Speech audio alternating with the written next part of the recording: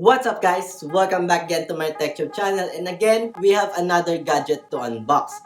Actually guys, this is my first time to have an Apple Watch, and I guess this year's series is the best Apple Watch to have for the first timer. But before that, let's do the unboxing.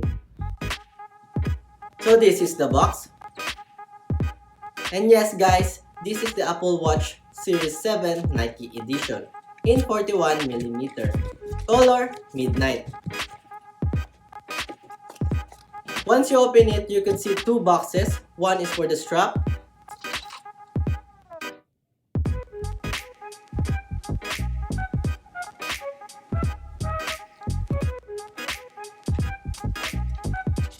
And here are some paperwork.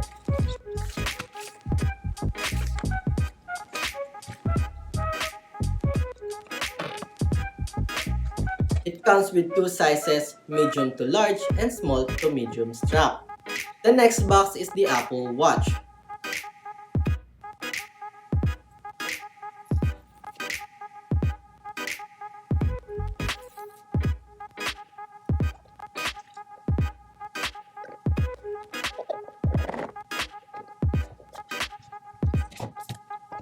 Some paperwork again.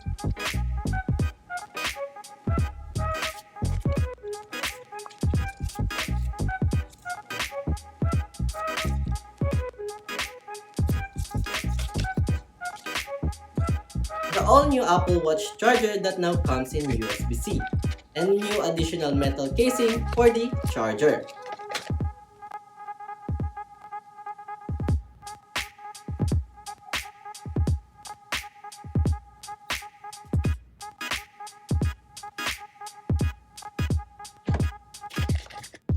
And lastly guys, the Apple Watch itself.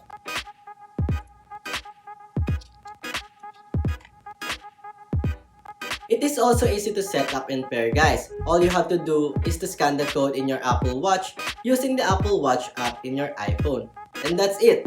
Just follow some easy steps and it will sync right away. Here are some exclusive watch faces for the Nike edition and also for this year's Series 7.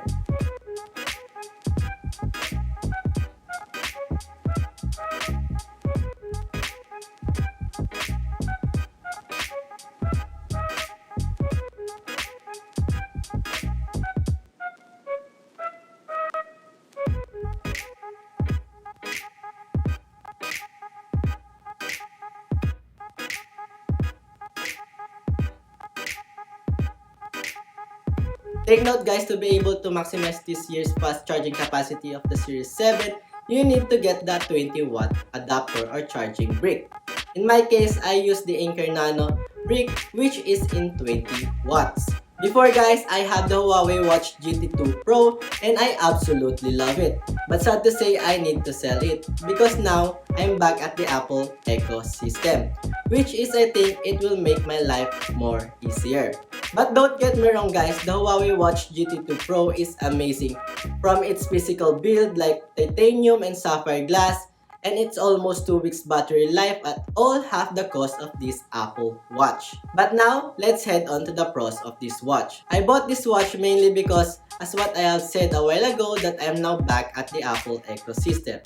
Since it's pandemic and I have to wear a face mask and a face shield in my country when I'm going outside, it's now easier to unlock my phone with just my watch. Second guys, I think this watch is the full rendition of the previous version of the Apple Watches. Why? Because I think that this watch addresses all the flaws of the previous lack of features or upgrades like the screen ratio, the fast charging, the IPX6X dust resistance, and much more stronger glass, or what as they advertise as the crack resistance. Since it's my first time to have an Apple Watch, in terms of charging capacity guys, for me, it really charges fast compared to the Apple Watch series that I have watched here in YouTube. They say that it is 33 times fast charging compared to the lower series. Aside from charging capacity guys, another bigger upgrade here is the screen, which is larger compared to the previous versions. Larger screen makes everything you see in the Apple Watch more visible and easy to read and tap. And since it has now a bigger screen, it now has a full keyboard that you can type either by tapping or just swipe typing.